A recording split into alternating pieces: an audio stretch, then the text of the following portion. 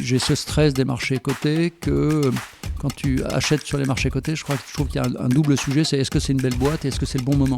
C'est-à-dire que les cycles macro, même si tu achètes une très belle boîte, mais que la bourse va perdre 20% parce que guerre en Ukraine, donc je suis toujours terrorisé par cette histoire de timing, donc je ne sais pas acheter en coté. Donc j'ai sous-investi en coté. Et alors que quand tu achètes en non coté, j'ai toujours l'impression que la vraie question, c'est est-ce que c'est une belle boîte et que le sujet cycle est moins important. Ce qui n'est pas vrai d'ailleurs, parce qu'il y a clairement des cycles, notamment dans la tech, on le voit depuis 2-3 ans, c'est compliqué. C'est curieux cette méfiance autour de l'investissement financier. Alors qu'investir est tout simplement incontournable pour construire le monde de demain, quelle que soit la manière dont on l'imagine. Et vous savez quoi ? Prendre conscience de cette réalité, c'est déjà apporter une première pierre à son édifice. Bonjour, je suis Aurore Perrin et mon objectif avec Just Focus, c'est de mettre en lumière le pont entre des investisseurs qui ont des idées, des projets, des convictions et leurs investissements qui sont un moyen de créer un futur qui leur ressemble. En proposant un nouveau rapport à l'argent, aussi exigeant sur sa performance que sur son sens, Just Focus est une invitation à passer à l'action. Pour ceux qui m'écoutent régulièrement, vous savez que j'anime 2 formats de podcast sur Just Focus. Un premier qui donne la parole à des entrepreneurs qui nous parlent de leur aventure, de leurs investissements pendant environ 1 heure, et un second qui s'appelle Focus Fonds et qui est reconnaissable à ses vignettes jaunes et dans lequel ce sont des gérants de fonds qui racontent leur activité pendant une 30aine de minutes. À la base, avec Christophe, on avait prévu de plutôt se concentrer sur son activité avec le fonds Isaïe. Sauf qu'en préparant l'épisode, j'ai réalisé qu'il avait aussi un parcours d'entrepreneur passionnant et des engagements dont j'avais vraiment envie qu'il puisse parler. Et qu'en 30 minutes, ça allait être un peu compliqué de faire tenir tout ça. Alors je vous ai prévu un épisode un peu hybride. Je ne sais pas trop où ça va nous mener, mais j'espère que le résultat vous plaira. Bon, assez parlé de ma tambouille. Aujourd'hui, on est là pour écouter mon invité, Christophe. Bonjour Christophe, comment vas-tu ? Bonjour Aurore, très bien. Alors je suis ravie de t'accueillir aujourd'hui. Est-ce que tu peux te présenter ? Je t'ai introduit rapidement, mais j'aimerais bien que tu reviennes justement sur ton parcours pro, puis aussi personnel. Je vais commencer par le perso. J'ai 56 ans, j'ai 3 enfants. Je suis marié à la mère de mes enfants, qui est psy, ce qui me permet d'avoir des discussions un peu différentes que celles que j'ai au bureau, le soir à la maison. À titre pro, j'ai eu 2 aventures entrepreneuriales, Château Online et Eureka. La première que j'ai rejoint, la seconde que j'ai créée. 2 sociétés que j'ai vendues à des corporates. Et lors de la session d'Eureka, il y a à peu près 6 ans, j'ai fait une première chose qui est créer une asso Chérit dont on va parler. Et ensuite, j'ai rejoint le fonds d'investissement Isaïe, qui est un fonds tech dans lequel j'étais moi-même investisseur depuis 10 ans. Et sinon, à titre perso, quand je ne bosse pas, j'aime être déconnecté dans les 2 sens du mot, du monde et des écrans, puisque je passe, comme vous l'imaginez, beaucoup de temps sur les écrans. Et où est-ce que tu vas pour te déconnecter Dans la montagne, dans la nature, sous la tente, partout. En fait, mon critère de choix de vacances, c'est la faible densité de population. Donc j'ai fait tous les départements de France où il y a une faible densité de population. Donc la Lozère, par exemple, qui est très beau, mais aussi pas mal de coins du monde où j'aime me balader. Excellent. Tu disais juste avant que tu as commencé avec Château Online, que tu as rejoint en 1999. Comme Head of Marketing, c'est ça au départ ? Head of Marketing et Business ? Exactement. Et tu es devenu Chairman SEO en 2002, ouais. Jusqu'à l'exit qui a eu lieu en 2005. Absolument. Donc 99, juste un peu de contexte, j'avais 32 ans. Donc j'avais déjà 10 ans d'expérience professionnelle derrière moi. Et juste un peu de contexte, parce qu'aujourd'hui, effectivement, commencer une aventure entrepreneuriale à 32 ans, c'est presque tard. Mais donc moi j'ai été diplômé dans les années diplôme école de commerce 89, ensuite MBA 95. Et il faut comprendre qu'à cette époque, rejoindre une start-up, c'était quasiment impossible parce qu'il n'y avait pas de start-up. Donc moi quand j'ai été diplômé, le parcours classique c'était de rejoindre une grosse boîte et rejoindre une PME c'est compliqué parce que souvent c'est des PME familiales et les start-up il n'y en avait pas. Alors pourquoi il n'y avait pas de start-up ? Parce que quand on regarde l'innovation dans les années 70-80, qu'est-ce que c'est ? C'est le microprocesseur et c'est la micro-informatique. Donc les startups des années 80, c'est Apple, je crois que le premier Macintosh est sorti en 84, et créer une boîte de hardware, ça coûte hyper cher, c'est compliqué. Donc la vraie révolution de l'Internet, c'est justement cette capacité à pouvoir créer des boîtes avec en fait très peu de fonds, beaucoup moins que ce qu'il en faut pour créer des sociétés de hardware. Donc maintenant, effectivement, ça paraît complètement évident. Hein. Les jeunes diplômés, et je m'en réjouis, ou même les non-diplômés, créent des boîtes parce qu'il y a assez peu de barrières à l'entrée. À l'époque, jusqu'à ce que j'ai effectivement 30-32 ans, c'était compliqué. Donc, alors c'est peut-être une post-justification de pourquoi je l'ai fait plus tard. J'ai des copains qui ont commencé plus tôt, mais pas dans la tech. Ok. Et comment est-ce que tu t'es retrouvé à ce poste? Il me semble que tu avais fait du conseil avant, c'est ça? Oui, j'avais fait du conseil. J'ai eu une vie avant le digital. Donc, j'étais chez McKinsey à l'époque. Assez classiquement, un de mes anciens managers de McKinsey avait créé un fonds d'investissement qui avait investi dans Chateau Online. Et Chateau Online faisait sa première levée de fonds, 10 millions de dollars, ce qui était absolument gigantesque à l'époque. Et donc, qu'est-ce qu'on fait quand on lève des fonds? On recrute. Et donc les fondateurs se sont dit, tiens, un mec qui vient de McKinsey, c'est un joli nom, ça fait bien pour Chateau Online. Et c'est à peu près comme ça que je suis rentré. Et donc ensuite, je vous la fais courte, mais on était valorisé 400 millions de dollars par Goldman Sachs, on devait faire une intro en bourse, on faisait à peu près $1 million de chiffre d'affaires, donc c'était complètement débile. Les marchés se sont fermés avant notre introduction aux bourses, donc on n'a jamais fait. Et là, explosion de la bulle Internet, donc les fondateurs sont partis, on a eu un CEO intérimaire, à qui j'ai succédé donc en 2002. J'ai restructuré la boîte et je l'ai revendue en 2005 au groupe Angostura dans des conditions acceptables. C'est-à-dire que la boîte perdait, je crois qu'on perdait 2 fois notre chiffre d'affaires quand j'ai repris la boîte et quand je l'ai vendue, on perdait 5% de notre chiffre d'affaires. Donc on n'a jamais été rentable, mais c'était présentable. Donc première aventure qui était un petit peu compliquée quand même. Et avec cette arrivée, tu détenais quand même des parts de l'entreprise au moment de ton arrivée? Alors, j'avais investi, moi, dans un fonds, dans un tour pré-IPO à 80 millions de dollars. Donc, ça, c'était une vraie valo. Hein. Le 400 millions, c'était une valo qui était dans les livres, mais mes 80, c'était une vraie valo. Donc, j'ai investi moi, j'ai proposé à mon père d'investir, à mon frère d'investir. Et quand je suis devenu président, j'ai dû faire une augmentation de capital, valo, 0. Donc, j'ai détruit mes propres actions. Et celle de mon père, celle de mon frère et de tous les autres. Parce qu'en fait, on avait une cap table qui était tellement compliquée, il y avait eu tellement de levées de fonds qu'on avait des instruments, des varants dont le dénominateur était, avec des équations dont le dénominateur était égal à 0 dans certaines circonstances. Donc j'avais besoin de relever de l'argent. C'était impossible de relever 1 euro sans cleaner complètement la cap table. Et le seul moyen, c'était donc de faire une récap totale. Donc vraiment, valo 0. Et ensuite, pour répondre à ta question, j'ai été réincentivé via des BSPCE. Donc oui, j'ai gagné un peu d'argent en vendant Chateau Online, ce qui m'a permis de payer un étage de ma maison.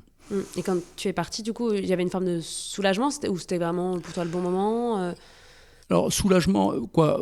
Le soulagement, ça a été de réussir cette petite levée de fonds, parce que j'ai levé, je pense, à 1,5 million, alors qu'on avait déjà levé 30 millions, c'était énorme. Et in fine, de réussir quand même à vendre la boîte à un grand groupe. Quand on l'a vendue, on faisait à peu près 10 millions d'euros de chiffre d'affaires, donc la boîte était présentable, elle avait une jolie croissance. Mais on sortait d'un moment où...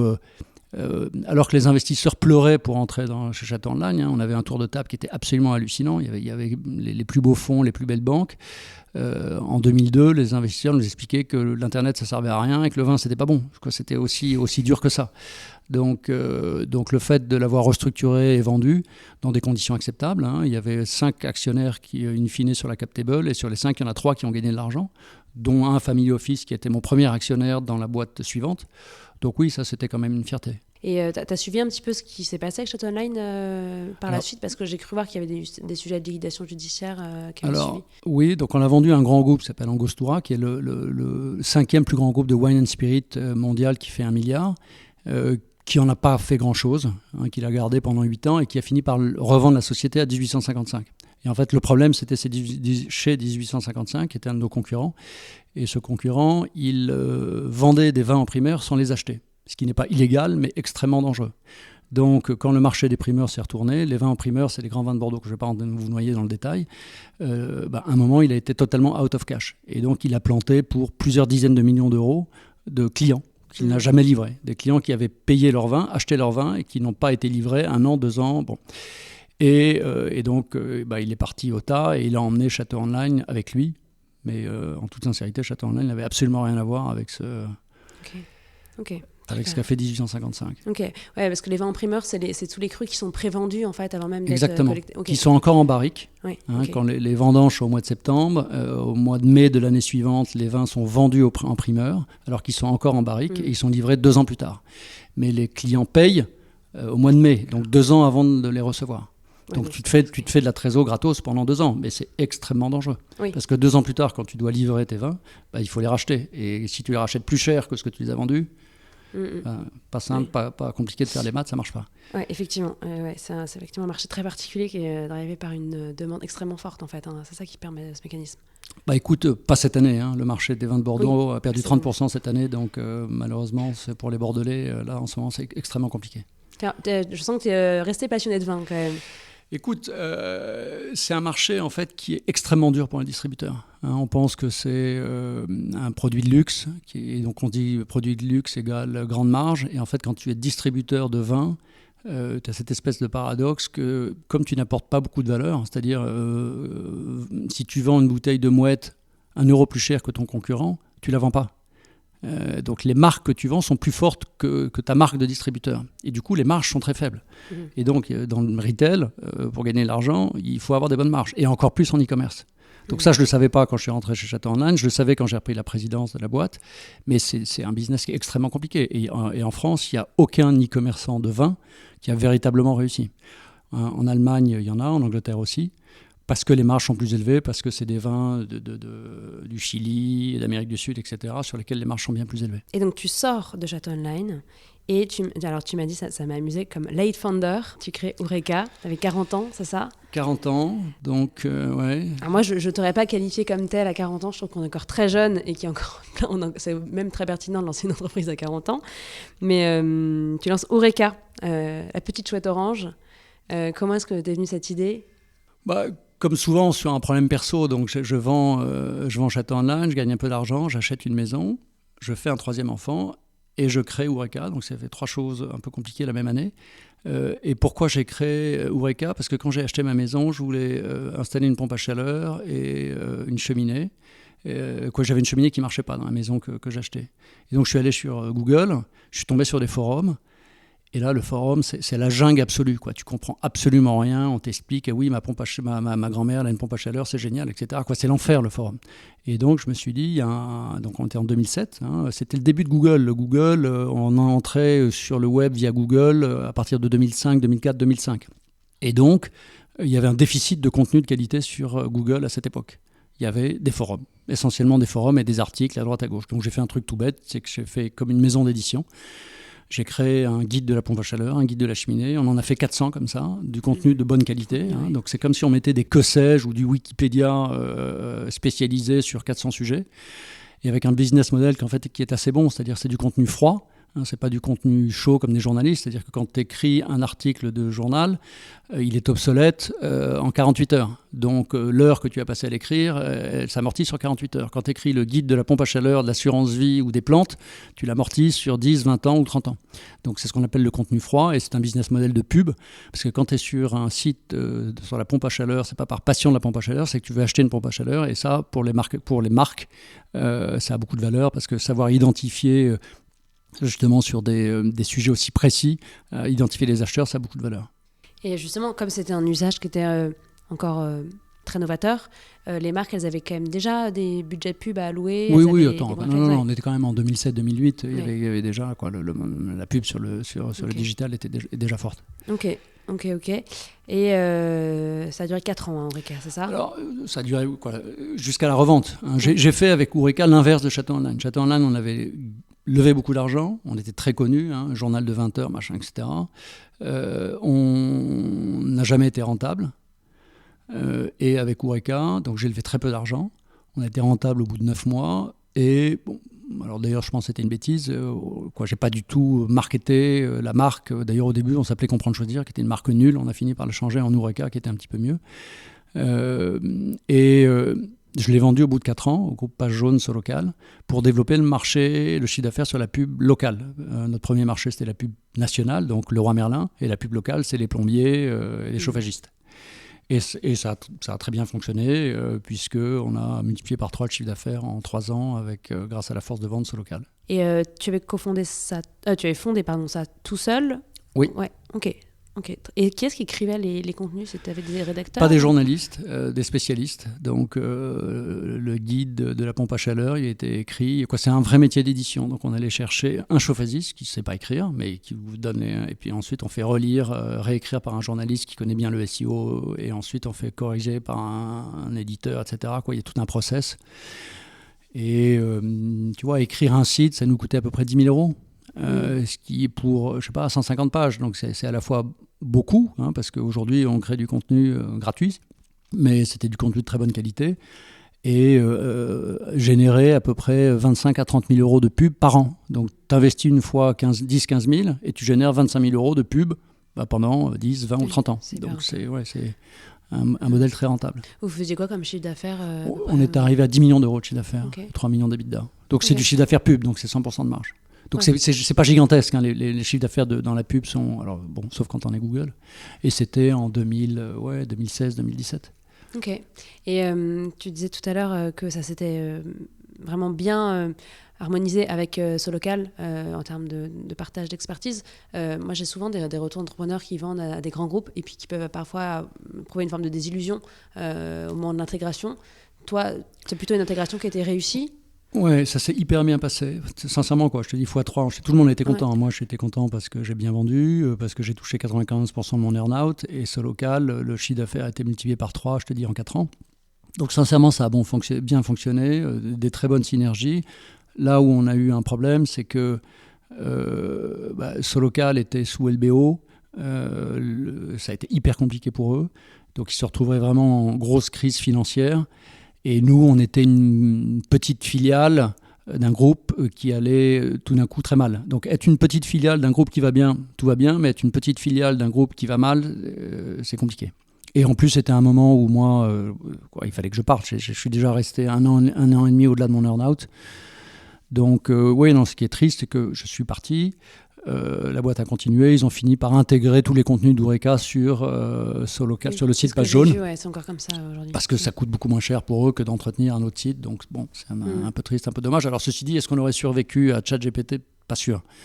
Parce que ce que fait ChatGPT, c'est qu'il va pomper les contenus qu'on a écrits et il te les redonne gratos. Donc ça aurait été un concurrent sérieux. Et puis maintenant, tu as quand même quasiment toutes les marques, tous les acteurs qui veulent se positionner sur le web font du SEO et du contenu froid. Exactement. Et le contenu froid, il y a beaucoup plus de concurrents. Oureka est devenu 30e site français. Donc ce qui était pas mal. Et sachant surtout, on avait investi, au total j'ai levé 1,5 million et j'ai consommé 700 000 euros.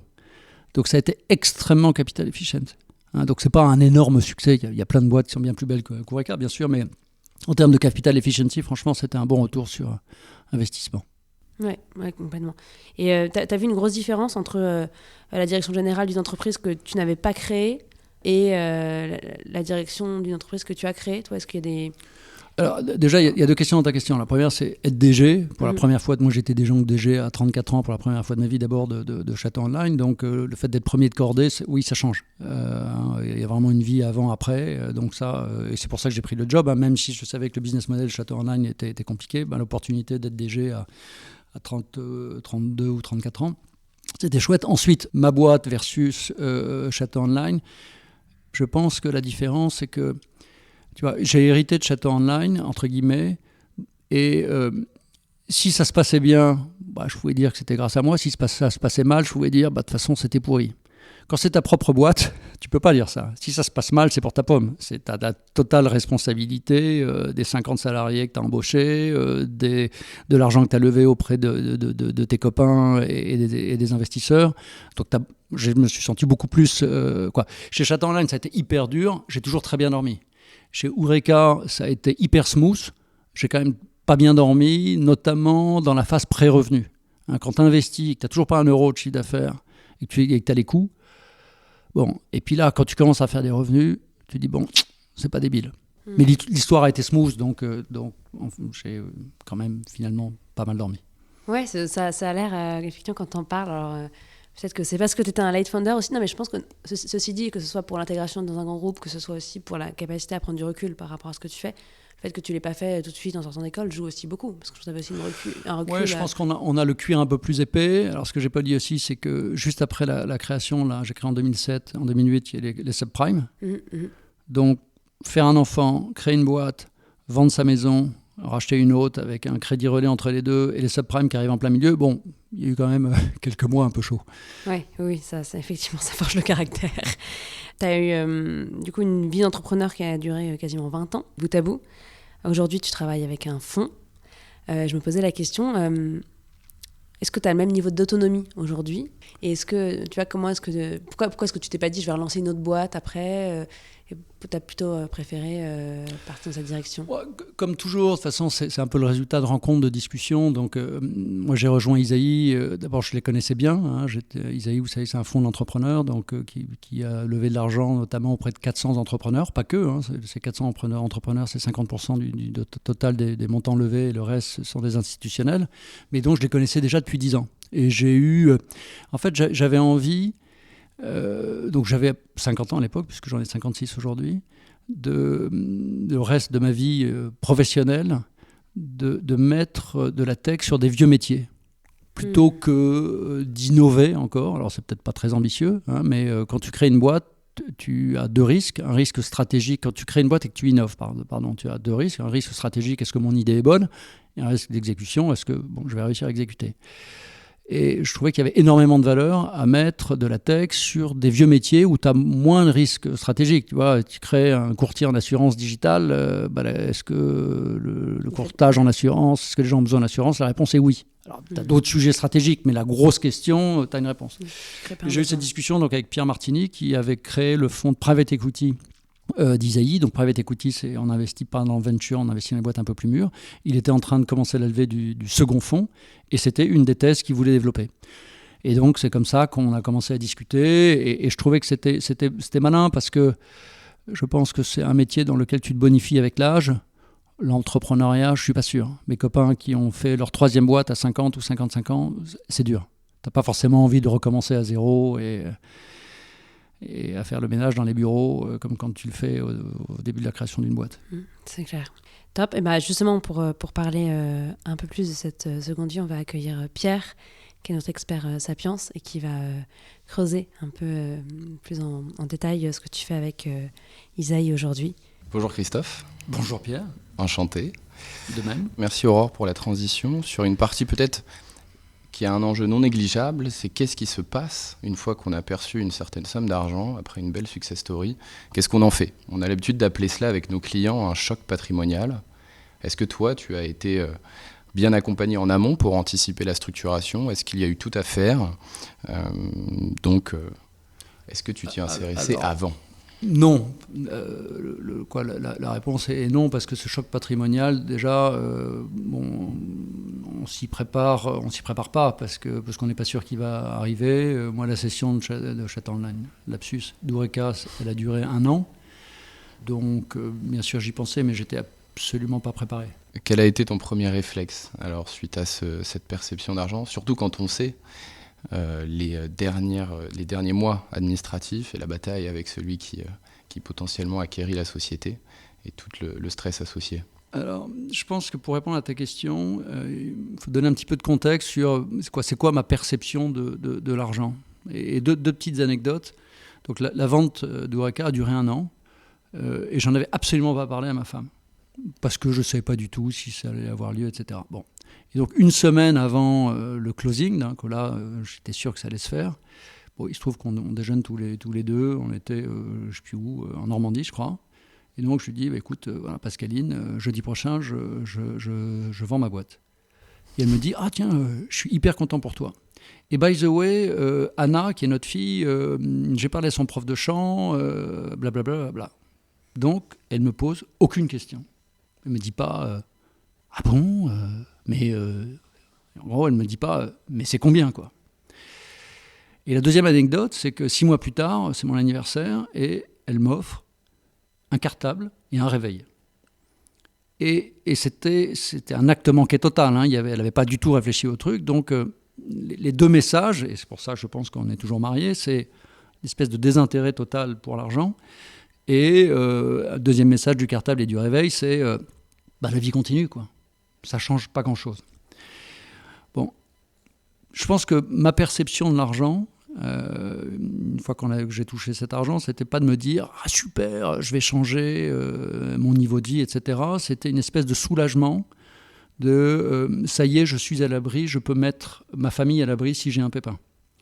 Donc je pense que ça c'est vachement important parce que c'est vrai quand on est responsable de famille, co-responsable de famille avec ma femme, il y a toujours cette petite musique qu'on a au fond de soi-même qui est de dire si ça se passe mal, si j'ai un pépin, qu'est-ce qui se passe ? Et ça, le vrai changement pour moi, c'est ça. Et donc quand à 45 ans, tu sais que ça y est, c'est bon, t'es à l'abri, ta famille est à l'abri, c'est un vrai soulagement. Et du coup, ton premier réflexe patrimonial, je dirais, dans l'enjeu, ça a été de rester avec ton conseil historique, peut-être d'aller chercher autrement, parce que ce que j'entends, c'est que tu vas peut-être pas chercher à créer de la valeur de manière importante, donc prendre du risque associé à une création de valeur, plutôt d'avoir des placements de bons pères de famille très résilients. Alors, déjà, j'avais pas de conseil, parce que j'avais pas d'argent, donc j'avais pas de conseil. Et pourquoi je t'ai expliqué tout ça ? Parce que justement, je pense que ce que j'ai fait dépend de ma conception de l'argent. Donc, ça a été en fait assez défensif. Moi, je me suis dit, je prends des risques avec mon métier, je suis entrepreneur, donc je vais pas prendre des risques avec mon argent. Et donc, en gros, je fais gaffe. Donc, je me suis pas dit, tiens, j'ai de l'argent, super, je vais le faire fructifier. C'est pas un objectif en soi. Je suis pas sûr que ça me rendra bien plus heureux. Alors maintenant, il ne faut pas être débile, c'est-à-dire que si tu fais rien, cet argent, il perd de la valeur avec de l'inflation, etc. Donc mon premier réflexe, en fait, ça a été de demander à une copine qui est des banquières de me présenter des banquiers de 70 ans pour comprendre c'est quoi ce métier, c'est comment on fait fructifier son argent. Et donc j'ai effectivement discuté avec un banquier privé qui avait un peu plus de 70 ans et j'ai trouvé ça extrêmement intéressant. Et qu'est-ce que j'ai appris ? Risk return, j'avais à peu près compris. Diversification, j'avais à peu près compris. Mais bon, quand tu l'entends de quelqu'un qui a fait 50 ans sur l'investissement, tu te dis, c'est sans doute ça qu'il faut faire. Le sujet de liquidité, bien comprendre aussi les horizons d'investissement. Et ensuite, j'ai rien fait pendant 1 an et demi et j'ai commencé à investir au bout d'1 an et demi. Ok, donc une certaine prise de recul sur cette masse d'informations qui est très difficile à digérer, avant de se lancer dans le grand bain, de signer les bulletins de souscription et finalement les engagements. Absolument. J'ai une petite question, je me permets d'intervenir. Pourquoi 70 ans, les banquiers ? Écoute, parce que ma copine m'a présenté un banquier qui avait 70 ans. C'était pas un prérequis dans le cahier des charges. Non, le prérequis, c'était quelqu'un qui avait de l'expérience et qui avait connu des crises. Et c'était ça que je trouvais très intéressant, le recul et la bouteille. Quoi. Ouais, c'est un côté rassurant aussi. Ouais, avoir connu des crises. Quoi. Ouais. Le vrai sujet, quand tu regardes le CAC 40 depuis 2000, il y a quand même des hauts et des bas hallucinants. Donc, avoir quelqu'un qui a traversé tout ça, je trouvais ça extrêmement intéressant. Ok, Pierre, je te laisse le micro. Est-ce que tu as peut-être une anecdote de choses dont tu es très content sur ton réinvestissement suite au cash-out, ou ça a été globalement une allocation sur le patrimoine, donc des placements tout à fait classiques, simples, qui respectaient ton risque ? Écoute, tu vois, on est à peu près 10 ans plus tard du cash-out et 7 de l'earn-out. Alors j'ai regardé mon petit Excel avant de venir. Tu vois, j'ai dû faire x 1,7 par rapport à il y a 10 ans, donc c'est pas mal, mais c'est pas terrible. J'ai regardé, si j'avais mis tout cet argent en bourse il y a 10 ans, j'aurais fait x2, parce que le CAC a doublé. Bon, alors, sûr... À quel risque, toujours ? Non, mais bien sûr, c'est un exemple qui est débile, mais... alors, en crypto, tu aurais fait fois 10 000. Ce que effectivement, j'ai pas assez fait, j'ai sans doute pas suffisamment acheté en actions cotées. Un truc complètement dingue, c'est que moi, ça fait 20 ans que je bosse dans la tech. J'ai jamais acheté une action Amazon, Google, Apple, Facebook. Parce qu'à chaque fois, je me disais, c'est trop cher. Donc, je me suis trompé 100 fois.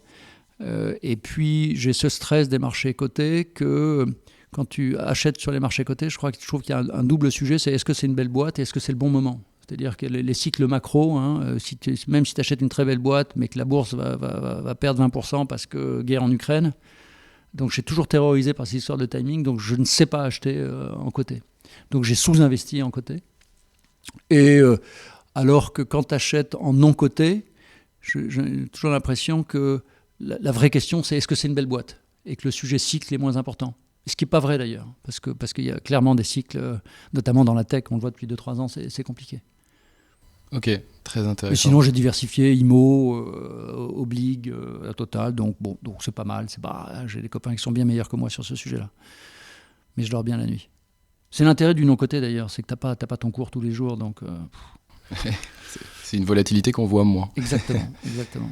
Super. Et dans cette expérience du non-coté que tu vis maintenant tous les jours avec Isaïe, quel a été pour toi le sentiment ressenti quand tu as commencé à placer l'argent de d'autres personnes, entre guillemets, de gérer une stratégie d'une société dans laquelle tu n'es pas directement le fondateur? Il y a plusieurs questions à ta question. Déjà, effectivement, je gère pas mon argent, mais je gère l'argent donc de 400 entrepreneurs et entrepreneuses et d'institutionnels. Et ces entrepreneurs et ces entrepreneuses, on connaît quasi le prénom de chacun d'entre eux. Donc ça oblige. Ce n'est pas de l'argent abstrait qui sont sur un livre d'une mutuelle, c'est vraiment de l'argent de gens qu'on connaît. Donc, et souvent des copains. Donc c'est une grosse responsabilité. Et ce que j'aime beaucoup dans mon métier de private equity, c'est que justement dans ce côté investissement, c'est vraiment une analyse d'une boîte, c'est choisir la belle boîte. Il n'y a pas ce côté cycle que j'évoquais, que tu dois avoir dans le côté. Donc nous, notre sujet numéro 1, c'est trouver des belles boîtes, c'est trouver des histoires de croissance. On investit dans des boîtes en croissance rentable. Donc c'est rencontrer les entrepreneurs, rentrer dans des business models. En plus, on investit dans des boîtes donc, qui ne sont pas des startups, donc qui existent depuis 5 ou 10 ans, donc qui commencent vraiment à avoir des chiffres. Donc il y a un sous-jacent qu'on peut vraiment analyser et c'est passionnant. Moi je suis extrêmement heureux du move que j'ai fait il y a 6 ans. Mais ça s'entend parce que ton point sur ton patrimoine perso, un peu que tu aurais aimé améliorer, c'est de sélectionner des meilleures sociétés, avoir peut-être une vision autre. Et finalement sur ton côté professionnel, tu as réussi à y accéder. Et par l'univers non coté qui effectivement est peut-être plus accessible. Et les deux se rejoignent. D'ailleurs, moi j'ai bien sûr investi dans Isaïe, dans tous les fonds, j'ai investi dans mon propre fonds. Donc aujourd'hui j'ai mes yeux, mais j'ai pas mal d'œufs dans ce panier-là. Ouais. Et j'ai bien sûr tout mon temps. Super. Et ma réputation. Évidemment. En parlant d'Isaïe d'ailleurs, nous on a certains de nos clients effectivement qui ont fait des sessions, qui ont été amenés à investir, notamment dans le dernier fonds, le millésime 2, 3. 3. Le Alors 3. En fait, il y a un Venture 3 et un Expansion 3. Ouais, le Expansion 3, exactement. C'est celui effectivement qu'on vient de lever dans lequel je travaille moi. Ouais. Et à titre perso, je le connais bien. Peut-être que pour nos chers auditeurs, tu peux en parler un petit peu. Donc, c'est ce qu'on appelle du private equity. Donc, on investit dans des boîtes de tech. On fait que de la tech chez Isaïe. Croissance rentable. Donc, soit des sociétés qui sont sur ce chemin de la croissance rentable depuis quelques années, donc qui font de l'EBITDA. Et donc, on va faire typiquement un LBO avec pas beaucoup de levier. On met 2-3 fois l'EBITDA en dette. Soit des sociétés qui sont au début du chemin de la croissance rentable. Donc, ce qu'on appelle du gross. Donc, c'est des boîtes qui sont break-even, qui mettent tout leur investissement dans la croissance, mais qui ne cherchent pas à maximiser l'EBITDA court terme. Donc on fait les deux, donc LBO et grosse, France, Espagne, Benelux et Suisse. Et on a une autre façon de regarder aussi notre marché, j'en parlais un peu tout à l'heure. On regarde des sociétés tech et tech-enable. Donc le tech, c'est des métiers qui n'existeraient pas sans la tech. Le tech-enable, ce sont des sociétés qui mettent de la tech sur des vieux métiers, donc typiquement Ascensiel, courtage en assurance, Vitalliance, service à domicile. On vient d'investir dans Staffmatch, qui est l'intérim, donc vieux métier, mais ils le font vraiment. Ces 3 boîtes le font avec beaucoup de tech et du coup outperforment le marché et en croissance et en taux d'EBITDA. Est-ce que vous avez un fil directeur chez Isaïe pour accompagner les sociétés? Est-ce que toutes se retrouvent un peu dans le même moule? Évidemment qu'il y a des spécificités sur chaque. Ou bien il y a ce qu'on appelle les operating partners qui sont dans les sociétés pour répondre aux besoins très spécifiques? Écoute, pour moi, il y a plusieurs fonds chez Isaïe. Je ne vais pas rentrer dans le détail, mais on a 4 stratégies différentes, un peu moins d'1 milliard sous gestion. Donc il y a 4 équipes différentes. Je pense que le point commun, c'est d'abord les valeurs. Et la valeur numéro 1 d'Isaïe, c'est le no bullshit. Et ça paraît tout bête, mais c'est extrêmement important. Donc on n'est pas du tout dans une tech qui a levé des millions d'euros, notamment en venture. Ça concerne moins le private equity. Donc ça, c'est la grande théorie de Jean-David Chamboredon, que le métier d'investisseur, c'est d'avoir un métier de multiple. Et donc les équipes venture ne sont pas des chasseurs de licornes. Alors il se trouve qu'il y en a, il y a des Blablacar, il y a de très beaux investissements. Mais ouais, c'est donc ce que j'appelle le no bullshit. On a aussi une phrase qu'on aime bien qui est « chat maigre saute plus haut ». Donc si tu investis des tonnes d'argent dans les boîtes, ça ne rend pas les entrepreneurs beaucoup plus intelligents. Donc on aime bien les boîtes qui sont capital efficient. Je pense que c'est probablement le point commun à toutes nos stratégies. Donc des boîtes qui sont capital efficient. Bien sûr, on investit sur des équipes et dans des équipes qui ont conscience de l'argent et bien sûr qui sont sur un bon business model, blablabla. Mais si j'essaie de le résumer, je pense que le no bullshit et le chat maigre saute plus haut, c'est de bonne valeur. Excellent. Et donc toi, effectivement, par rapport à ton parcours d'entrepreneur historique, tes 20 ans de gestion de société et de création, effectivement, de la dernière qui a amené à ta success story, que penses-tu de ton rôle chez Isaïe? Comment tu te transportes dedans? Alors déjà, pourquoi j'y suis? Je me présente souvent. On est 3 associés, donc Pierre Martini, Nicolas Martineau et moi, plus on est une petite dizaine dans l'équipe expansion. Notre positionnement en private equity, c'est tech et entrepreneur. Donc entrepreneur, je vais expliquer, entrepreneur, c'est l'essence d'Isaïe, et tech, on est spécialisé sur la tech. Et donc, Pierre Martini a souhaité en fait que cette proposition de valeur, elle se reflète dans les équipes. Donc on a 3 associés. Nicolas vient vraiment, lui, de la finance. Moi, je suis un entrepreneur. Pierre, des deux. Mais dans le reste de l'équipe, pareil, on a une directrice de participation qui est une ex-entrepreneur, un autre qui vient de la finance, et pareil dans les chargés d'affaires. Donc on a vraiment un mix des deux. C'est important pour comprendre les business models, c'est important pour gagner les deals.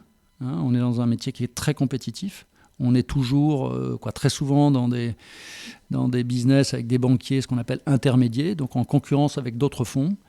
Et quand les entrepreneurs voient des gens comme nous, qui connaissent quand même bien la tech et qui ont cette culture entrepreneuriale, on arrive à les rassurer et donc à gagner des deals. Et alors, dernière question, parce que le temps tourne. Quel est l'objectif, finalement, quand on vient en tant que société de gestion, à rentrer au capital d'une entreprise?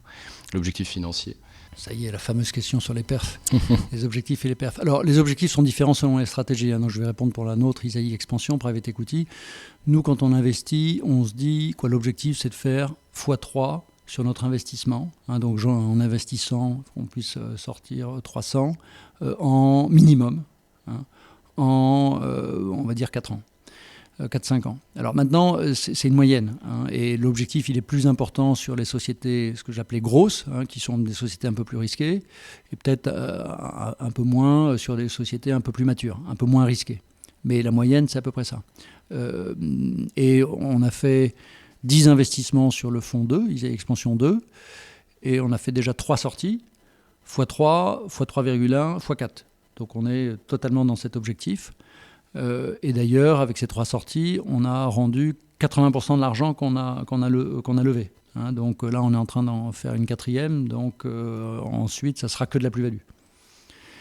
Mais oui, notre objectif, c'est à peu près x3. Et c'est très différent du venture, c'est-à-dire que x3 avec un faible écart type. C'est-à-dire que dans le venture, souvent, tu perds de l'argent sur des sociétés, tu fais 0.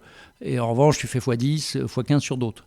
Nous, l'écart type de performance, ça va être x2, x5, 6 sur les plus belles performances. Je précise en tant que conseiller qu'il s'agit de stratégie avec un risque de perte en capital. Bien sûr, oui. Merci beaucoup. De rien. Ouais, merci beaucoup, Pierre. Tu nous as fait une belle explication en plus de la fameuse courbe en J avec ton exemple. Donc c'est parfait. Pour cette 3e partie, tu as choisi de faire venir Marie Belloc pour nous parler de Share It. Alors Marie vient de nous rejoindre. Bonjour Marie. Bonjour Aurore, merci pour l'invitation. Pour commencer, je vais déjà demander à Christophe de nous expliquer un petit peu pourquoi tu es là et qu'est-ce que Share It. Donc, tu as fondé Share It avec Ashoka après la sortie d'Eureka en 2017, si je ne me trompe pas. C'est une association qui propose des services de développement web gratuits à des associations.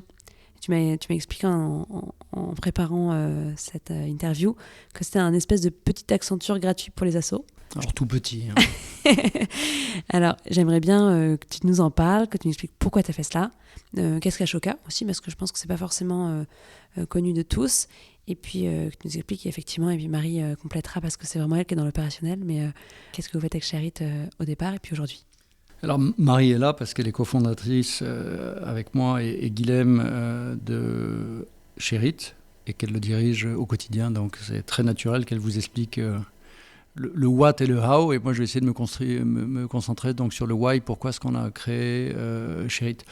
Alors, Ashoka, c'est une grosse ONG américaine qui est maintenant complètement internationale et qui a vraiment développé l'entrepreneuriat social. Donc leur rôle, c'est d'identifier des entrepreneurs sociaux. Donc qu'est-ce que c'est qu'un entrepreneur social ? C'est quelqu'un qui gère une asso, mais ils ont rajouté ce mot entrepreneur parce qu'en fait, gérer une asso, c'est la même chose que gérer une entreprise. Donc c'est deux mots qui juxtaposés, justement qu'avant on ne juxtaposait pas, et qu'eux ont juxtaposé. Donc ils identifient ces entrepreneurs sociaux, ils les sélectionnent et ils les aident à grandir sur plein de dimensions.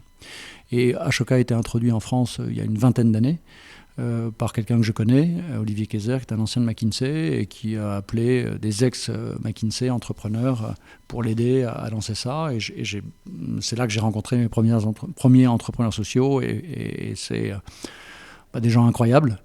Et effectivement, j'ai réalisé qu'un patron, une patronne d'asso avait les mêmes problématiques que moi, entrepreneur. Bon, donc je vous la fais courte, mais pendant 10-15 ans, donc j'ai été impliqué plus ou moins selon les périodes, mais pour Ashoka, toujours bien sûr on the side, en bénévole.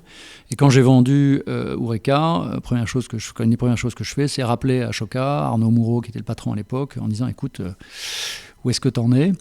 Et j'avais envie, 50 ans, on gagne de l'argent, give back, donc un truc un peu classique. Et je m'étais dit, si je veux vraiment être efficace, est-ce qu'il n'y a pas un moyen de leverager mon expertise qui est le digital ? Ce que je sais faire, c'est de la tech. Et est-ce qu'il n'y aurait pas un sujet justement tech dans les assos ? Donc j'appelle Arnaud en disant, Ashoka, vous aidez les assos sur plein de sujets, mais qu'est-ce que vous faites sur la tech ? La réponse est rien. Donc j'interviewe une quinzaine d'assos pour comprendre est-ce que vous avez des besoins sur la tech et est-ce que vous y arrivez ? Et la réponse était oui et non. Oui, on a des besoins, certaines en tout cas, et est-ce qu'on y arrive ? Non, pas du tout. Donc le besoin, il est très simple, c'est que les assos, on sait le rôle des assos en France, c'est, je crois, 2 millions de salariés, c'est 12 millions de bénévoles, qui adressent des sujets compliqués, des sujets sur lesquels il n'y a pas de business model, sur lesquels les entreprises ne peuvent rien, parce que très souvent, c'est des populations en très forte précarité, donc des SDF, des migrants, des enfants déscolarisés, des femmes battues, c'est des sujets compliqués, bien sûr aussi dans l'environnement. Donc des sujets, encore une fois, sur lesquels l'entreprise ne peut rien, ou pas grand-chose, sur lesquels l'État ne peut pas tout, et donc très souvent d'ailleurs confie ces populations au monde associatif, donc des vrais sujets d'ampleur nationale. On a ça d'un côté, et on a un accès extrêmement limité à la tech, pour plein de raisons qu'on pourra développer plus tard. Donc l'idée est très simple, c'est comment on fait pour rendre les associations plus efficaces grâce à la tech. Et on s'est dit, on ne veut pas simplement faire des formations ou des webinars sur la tech, c'est génial, on veut vraiment coder. Et c'est comme ça qu'on a eu l'idée de créer donc Sherit, qu'on a créé à côté d'Ashoka pour être un peu plus flexible, qui est donc une SS2I, c'est l'ancien mot, maintenant on dit ESN. Donc c'est pour ça que je dis un petit Accenture, qui est d'ailleurs un de nos premiers partenaires. Et on code gratuitement pour les assos. Et Marie vous expliquera pourquoi est-ce qu'on arrive à être gratuit. Marie, du coup, tu es cofondatrice de Sherit avec Guillaume, c'est ça ? Guilhem Ménard, oui. Alors à quel moment tu es arrivée dans le projet ? Et puis, qu'est-ce que tu fais aujourd'hui et comment est-ce que ça fonctionne ? Moi, j'ai rejoint le projet en 2018. J'ai rencontré Christophe et c'était à un moment donné où je me posais un petit peu des questions sur ce que je voulais faire. Et le projet a énormément résonné pour moi. Peut-être pour poursuivre un petit peu ce qu'expliquait Christophe. Aujourd'hui, pourquoi est-ce que les assos, finalement, elles ne s'emparent pas plus du digital ? On a observé qu'il y a 3 grands freins. Il y a un premier frein qui est un frein culturel. Très souvent, les entrepreneurs sociaux, ils sont experts de la problématique adressée, que ce soit dans l'éducation, dans la santé, mais pas forcément des moyens pour changer d'échelle. Et la tech peut en être un. Il n'y a pas forcément aussi beaucoup d'exemples dans le milieu associatif de projets digitaux qui ont vraiment réussi à changer la donne. Le deuxième frein qu'on observe, c'est un peu un frein d'expertise. Une fois que les associations ont compris pourquoi est-ce qu'elles devaient utiliser le digital, il y a toute la question de comment est-ce que je développe ces projets. Est-ce que c'est des compétences que je dois internaliser ? Est-ce que je dois les externaliser ? Et tout basiquement, est-ce que j'ai besoin d'un développeur, d'un chef de projet, d'un CTO, etc. Et un troisième frein qui est un frein financier. Aujourd'hui, les fondations, elles aiment beaucoup financer des projets d'innovation. Et donc, les premières phases du projet peuvent être faciles à développer, mais ensuite, le maintenir dans le temps, payer des salaires, des personnes associées au projet, c'est un petit peu moins évident. Très concrètement, ce qu'on fait chez Sharit, c'est 2 choses. La première, c'est qu'on va co-développer des solutions digitales gratuitement avec des entrepreneurs sociaux, et on va s'assurer que ce qu'on va développer va être vraiment utile pour l'association. On va les guider vers des solutions qui ont le plus d'impact et qui vont être aussi le plus frugales, qu'elles vont réussir à maintenir dans le temps. Et la deuxième chose qui est hyper importante, c'est de les autonomiser. La question, c'est comment est-ce que, en faisant un projet pendant un an et demi avec nous, elles comprennent finalement qu'est-ce que veut dire un projet digital, justement vers quel type de solution je vais, combien est-ce que ça va me coûter, est-ce que j'internalise mes compétences ou pas, et qu'elles sont en capacité de continuer à faire grandir leur projet et le maintenir, et pourquoi pas aussi en faire d'autres. Ouais, alors juste, tu parles d'associations, il y a quand même énormément de types d'associations qui existent, de dimensions. Vous avez une dimension, un format d'association que vous adressez particulièrement, parce que j'imagine que la Croix-Rouge n'a pas les mêmes problématiques que la petite association locale qui s'occupe d'aider les personnes en difficulté dans le coin. Exactement. Je pense que toutes les associations ont besoin de tech, même les grosses associations. Le choix qu'on a fait dans un premier temps, c'est de s'adresser plutôt aux moyennes associations. Donc dans le secteur associatif, on se parle d'assos entre 5 et 50 salariés. On a quelques exceptions avec un peu moins, soit un peu plus de salariés, mais on va vraiment s'adresser en fait à des entrepreneurs sociaux qui ont un impact à date vraiment prouvé, qui ont prouvé que sur le sujet qu'ils adressaient, ça fonctionnait bien, et qui sont dans une phase de changement d'échelle assez importante. Et on va effectivement avoir 3 grands critères qu'on va regarder ensuite dans la sélection des associations. Et alors, c'est peut-être moi qui ai mal suivi, mais vous utilisez parfois le terme d'entrepreneurs sociaux, parfois le terme d'association.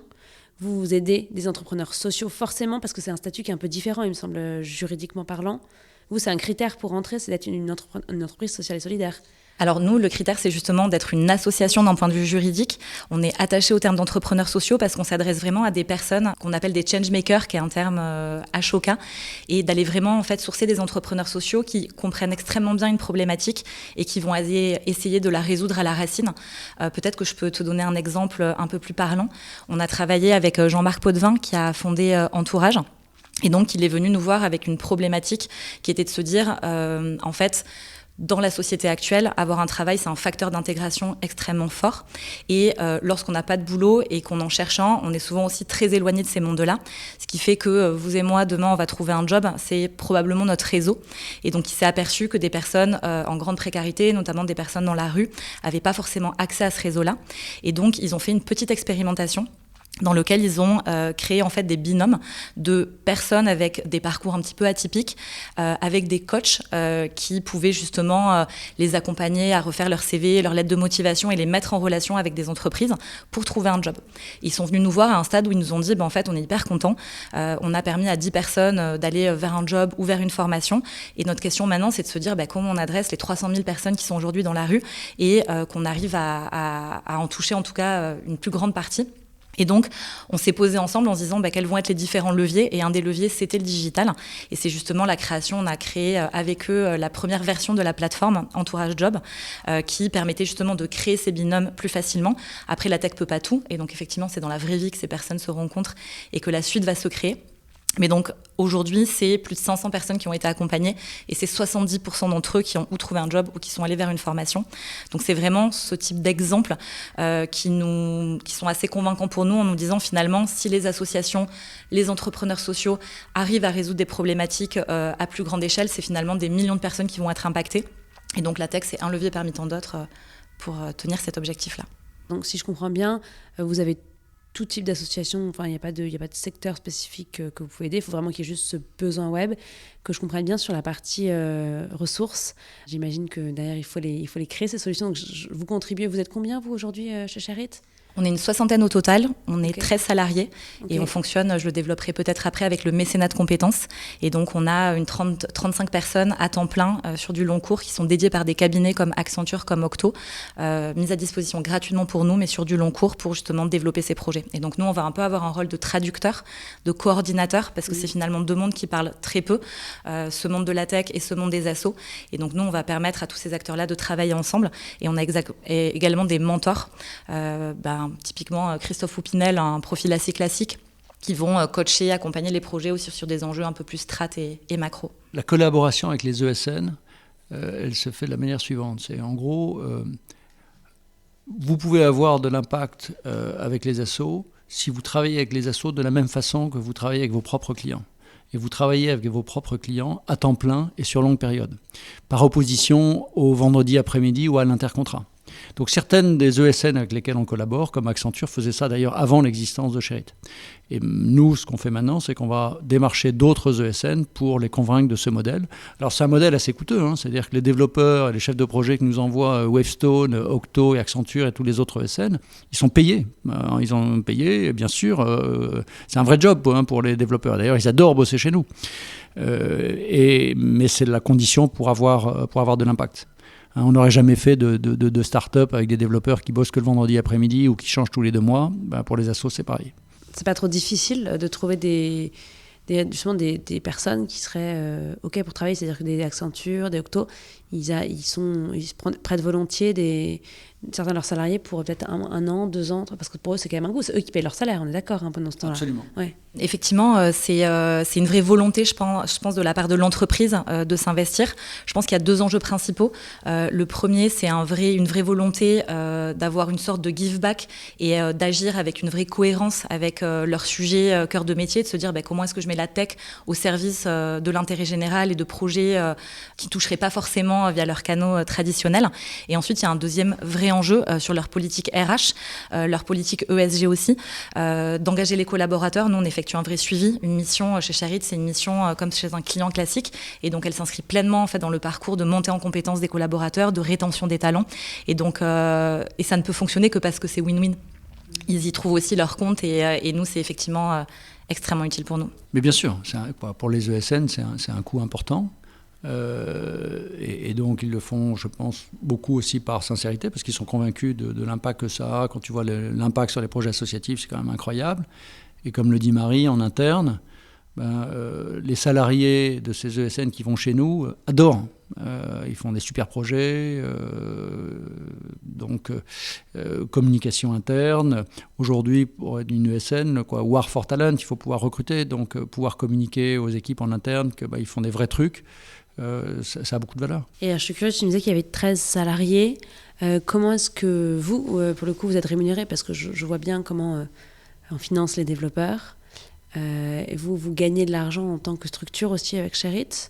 Nous, on est une association, on n'a pas de but lucratif, on le fait de manière totalement désintéressée et ce qui va être au cœur de notre sujet, c'est vraiment de se dire comment est-ce qu'on peut démultiplier l'impact de ces structures. Nous, ce qui nous intéresse, tu me posais la question sur les thématiques, on travaille aussi bien sur l'éducation que sur la santé, mais c'est vraiment de choisir un projet qui va avoir un avant-après et qui peut vraiment changer la donne sur un secteur donné.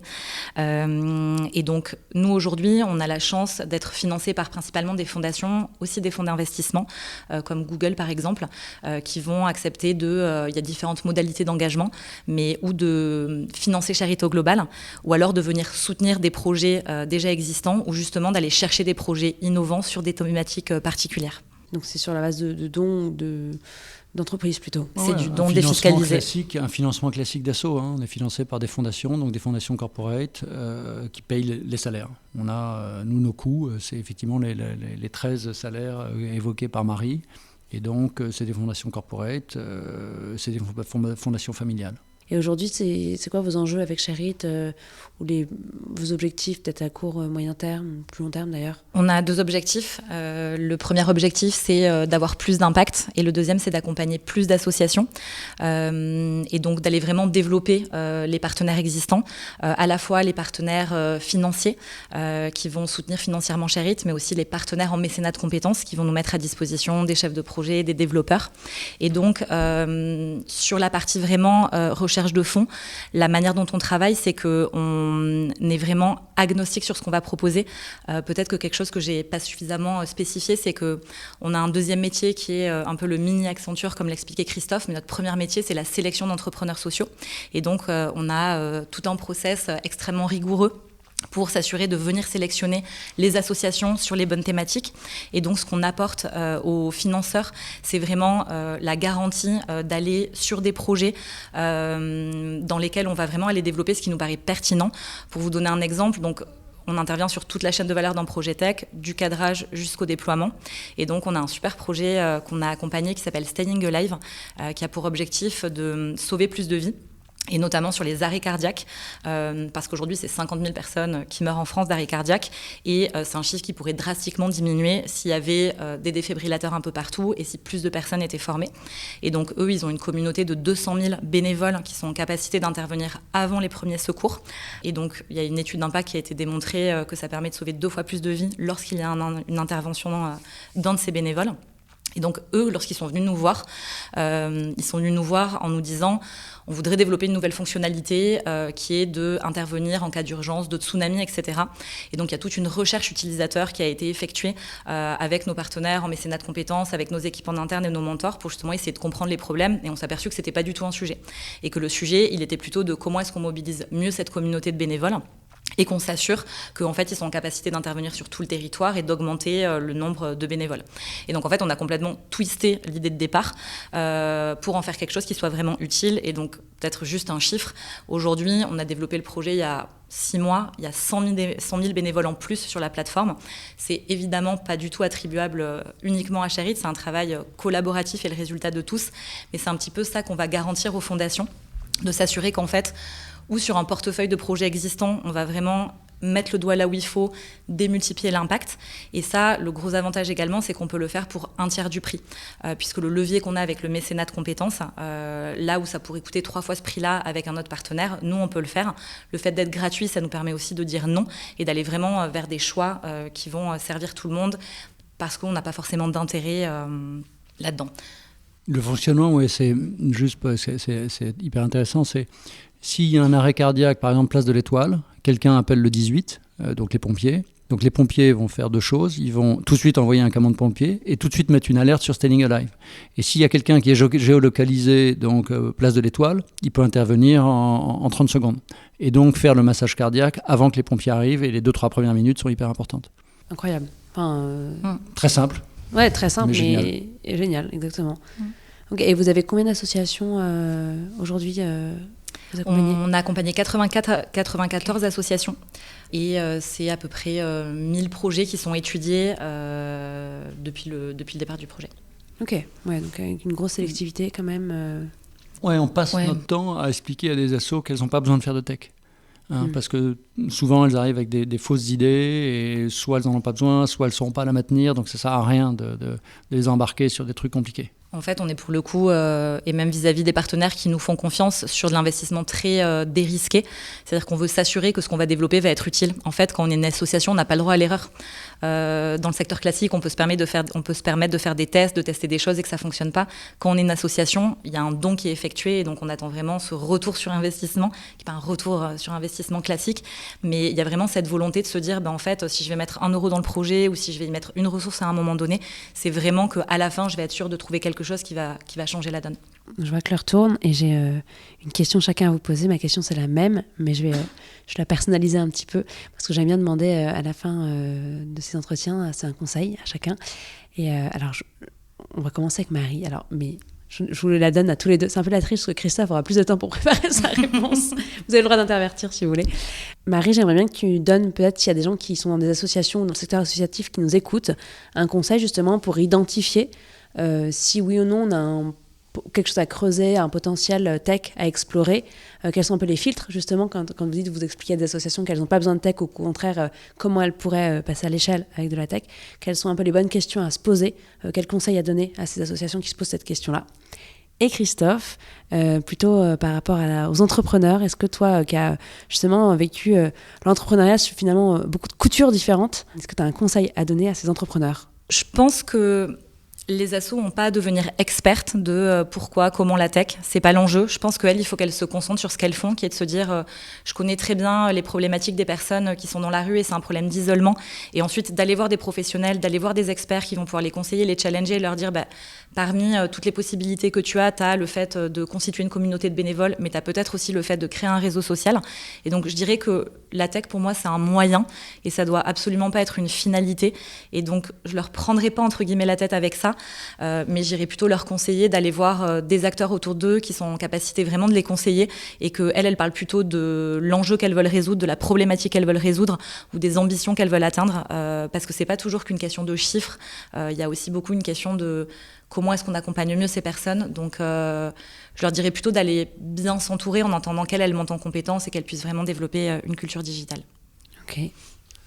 Alors moi, le mot aux entrepreneurs, ce serait, si ça vous titille, go for it et sooner than later.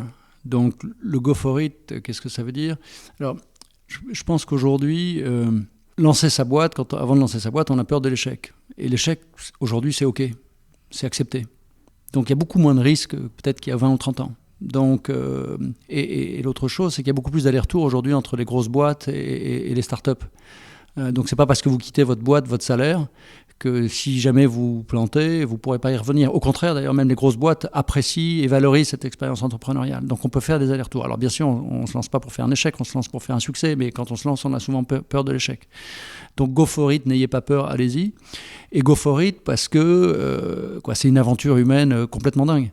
Moi, ce que j'ai adoré dans le fait d'être entrepreneur, c'est d'abord l'aventure humaine, et c'est pas du bullshit. Je pense que l'aventure humaine, c'est d'abord choisir les gens avec qui on bosse. Dans la vie perso, on choisit les gens avec qui on vit. Dans la vie professionnelle, parfois on les subit. Et dans sa boîte, non, on les choisit. Et les gens que vous choisissez choisissent d'autres gens qu'ils choisissent eux-mêmes. Donc vous avez vos valeurs qui sont diffusées dans la boîte. Et moi, il y a un truc qui me rend dingue, c'est quand on devient un peu vieux, la tolérance à la connerie, elle est plus faible. Et pour moi, bosser avec des cons, ça devient insupportable. Et les cons, c'est pas des gens qui sont pas intelligents, c'est pas des gens qui savent pas faire des équations différentielles, c'est des gens qui ont le melon et qui ont un énorme ego. Ça, moi, ça m'est totalement insupportable. Et donc, pouvoir s'entourer de ces gens-là, et d'ailleurs, c'est les valeurs que j'ai retrouvées chez Isaïe, c'est top. Alors maintenant, le sooner than later, c'est un truc évident, c'est que le coût d'opportunité, il est plus important quand on est plus vieux. Quand on a effectivement 40 ans, des enfants, des dettes et un bon salaire, c'est plus difficile de se lancer que quand on en a 25 ou 30 où on a moins à perdre. Donc voilà, go for it. Merci beaucoup Christophe, merci Marie, merci Pierre et à très vite. Voilà, Just Focus est terminé pour aujourd'hui. Un grand merci à Sapiens, premier family office digital qui a rendu possible sa réalisation. Si cet épisode vous a plu et que vous souhaitez le soutenir, il existe plusieurs manières de le faire. Parlez-en autour de vous et partagez-le largement sur les réseaux sociaux. Pensez à mettre un commentaire 5 étoiles sur Apple Podcast et bien sûr, abonnez-vous pour ne pas manquer les prochains épisodes. Dans le prochain épisode, j'aurai le plaisir de recevoir sur Just Focus Benoît Vorillon, fondateur d'Audity, qui est une entreprise spécialisée dans la gestion du service client, mais pas n'importe quel service client, celui qui est destiné à des marques premium et des maisons de luxe. C'est une énorme success story que j'aurai beaucoup de plaisir à retracer avec lui. À très vite.